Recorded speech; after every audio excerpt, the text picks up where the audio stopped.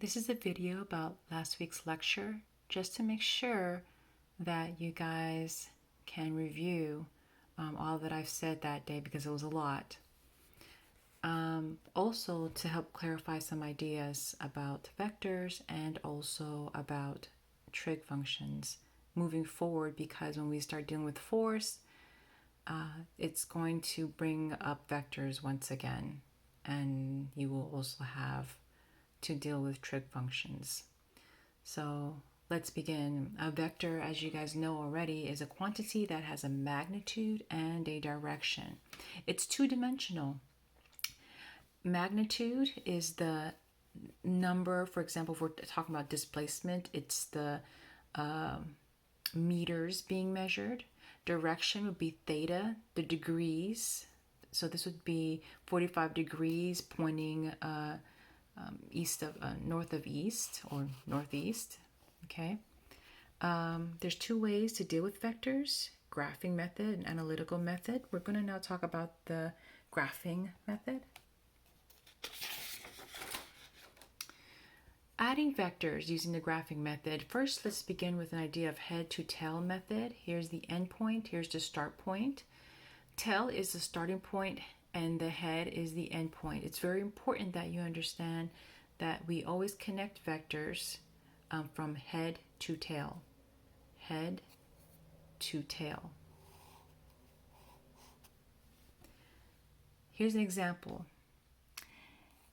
Find the total displacement of a person who walks the following three paths. Displacement, essentially, on a field.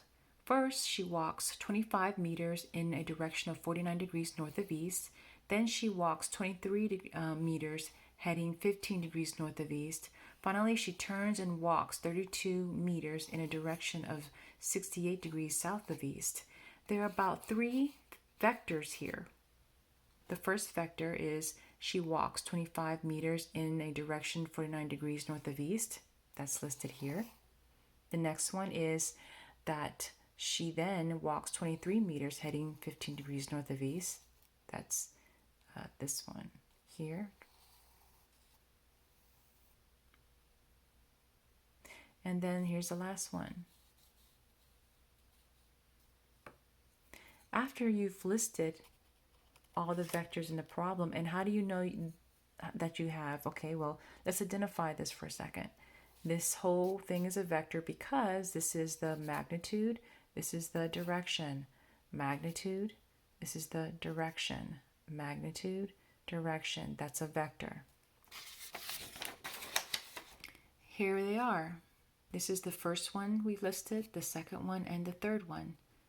Okay, that's degrees. I don't know. I accidentally put a percentage as a degree. 68 degrees. Okay. What you're going to do from that point on is pick up the vector, each vector, and line them up head to tail, and then create a resultant. That is how you add vectors using graphing. So as you can see, if you take a ruler, and I know this is not 50 meters, but if you take a ruler and measure this out on a football field, you will find that this will end up being 50 meters. You would measure the degrees with a protractor, and it's 7 degrees from the x-axis, going south of east. Okay, so this is the magnitude, this is the direction of adding those three vectors. What's interesting is that you don't have to keep the vectors in the same order. You could have put them in any order, because when you're adding vectors together, you're going to get the same result regardless of which order you put them in. Let's talk about subtracting vectors. A woman sailing a sailboat at night is following directions to a dock. The instructions read to first sail 27.5 meters in a direction 66 degrees north of east from her current location, and then she travels 30 meters in a direction 112 degrees north of east. There's another way you can say 22 degrees west of north. If a woman makes a mistake and travels in the opposite direction for the second leg of the trip, where will she end up? Compare location with the location of the dock. Step 1, make a list of vectors, then draw. So there's 2 vectors here. Here they are. The first one is 27.5 meters in direction of 66 degrees. This is the magnitude, that's a direction. And then there's 2 ways of describing the second one. You can say 30 meters in a direction of 112 north of east. So so here it goes. If this is east and this is north, she's traveling 112 north of east. The problem is she's no longer in the direction of north of east. She's now in the direction of west of north. So another way of saying it is that she's traveling 22 degrees, and that's this angle here, 22 degrees west of north. And I did say something about 68 over here. I figured it out afterwards. 68 is not describing west of north. If you're 22 degrees west of north, that's west of north. Okay.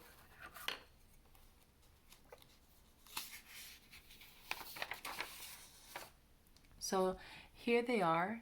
They've been grafted now. They're grafted. This is the first one. This is the second one. Now I'm going to pick them up, picking this one up, and I'm bringing it down here, calling it A. Picking this one up, bringing it down here, calling it B. Now remember, the last part of the problem says a woman makes a mistake and travels in the opposite direction for the second leg of the trip. Where will she end up? Where she goes, she travels the right way here, but then instead of going plus B this way, which is this vector here, she goes the opposite direction and subtracts B. She does this instead, and she ends up doing this. She ends up going here, and instead of going plus B, she subtracts B. And how do we know it's plus B? How do we know it's plus B? Because it's letting us know that it told us from graphing here that this is the original vector. This is the plus one. The problem told us that. So if this is the plus vector and it's saying, what if she does the opposite? Well, then this is the opposite. This is the opposite of going the positive B. So she's going negative B instead and ends up here. She's in the wrong place. She should have done this. She should have went here and then continued on adding B here, and then she would have been here.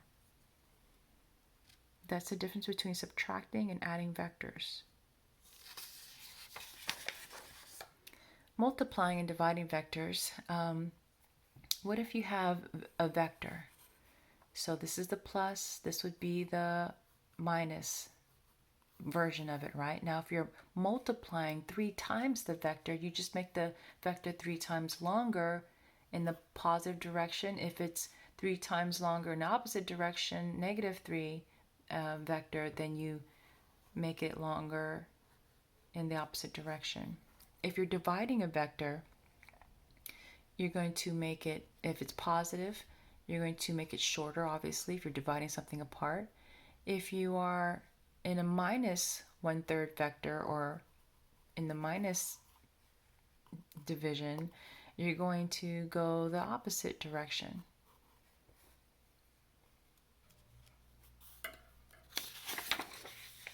Let's remember something pretty important, SOHCAHTOA. If I want to find any one of the legs, any one of the sides of a right triangle, if I want to find any of the sides of the right triangle, I have to figure out which side do I have, and that will determine which one of these I'm going to use. So if I have a hypotenuse and I have opposite, and I don't have the adjacent, then I need to go ahead and use sine with the theta, and theta should be known at this point. I should know theta. So theta should, if this is 20 degrees, I'm just going to make this 20 degrees, theta should be known if I'm using SOHCAHTOA.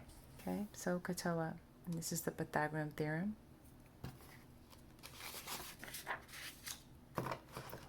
Now, when do we use inverse trigonometry?